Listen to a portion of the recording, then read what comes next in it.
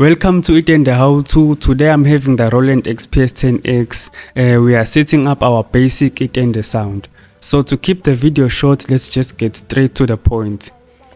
So we are going to go to button number 5, which is our category for the guitar and the bass tones. So once you press number 5, you get quick access to the guitar tones. But if you want to go to the bass tones, instead of endlessly scrolling down, you only have to just repeat pressing number 5. You have to press button number 5 again, then you'll get access to the bass tones. After pressing number 5 again, a clear acoustic bass sound will appear. So you have to scroll down, and one way to get quickly to the fretless bass, there is a quick shortcut again. You have to hold shift while using the dial button. So we're looking for the fretless bass,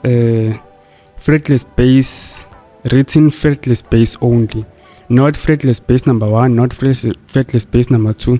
We're looking for just pure fretless bass, which is labeled as, let me check for it. 30 minutes later.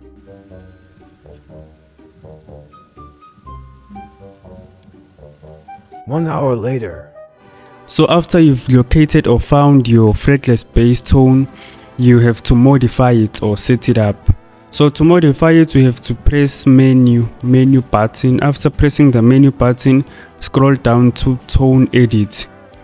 Scroll to tone edit. Under tone edit, scroll again to partial. Enter partial.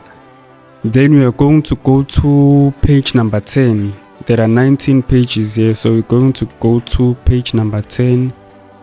Page number 10, which is our LFO01. If you reached LFO01, scroll down to pitch depth. Scroll down to pitch depth. So the pitch depth is on 0. So this is to engage the modulation within the fretless bass tone. This is how it sounds without the modulation. So we're going to increase the pitch depth up to +10. I'm sure you can hear the difference. So it's now modulated. So after setting up your fretless bass tone, you need to set up the dual tone or the dual part. So to set up the dual part, you need to press dual, the button dual, then scroll down to your lower part.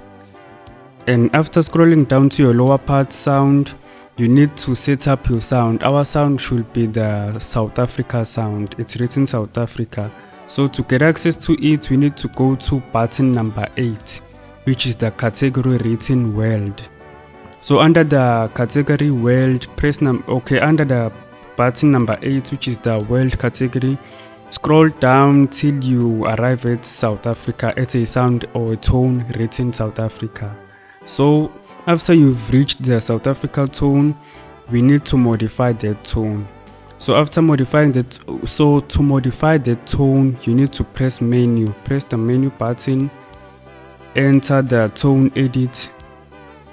After entering the tone edit, go to effects. Go to common first. Enter the common settings. Scroll down to octave. Let the octave be on +1, which is +1.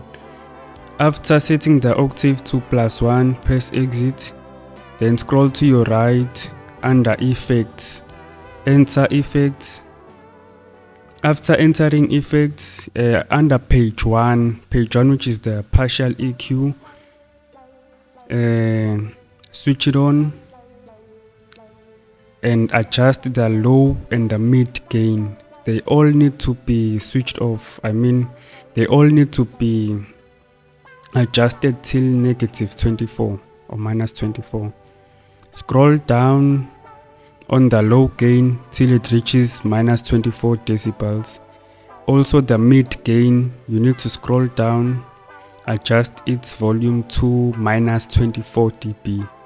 So the low gain and the mid gain's volume should be adjusted to -24 dB. only leaving the high gain at 0 dB. So again, this is to enhance the tone, because we do not need the low gain or the mid gain. We only need that clarity, that enhancement. So also go to page number 2, which is the tone, which is written tone MFX. So under page 2, switch it on. Then under category, it's on all, but I need you to go to filter. Then under type, go to exciter.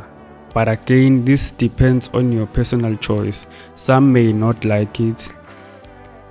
So after setting up all that, you need to press exit. So that is how you set up your South Africa sound. So it's called South Africa on this keyboard, and on the older E-series keyboards it's called brightness. So that is how we set up our brightness sound. Combining the fretless bass and the South Africa sound, we've just created a scene. It's called creating a scene. So after creating that scene, be sure to name it and be sure to save it. Also save it under the favorites bank. If you do not know how to save it under the favorites bank, watch the video. I'll put the link on the description below.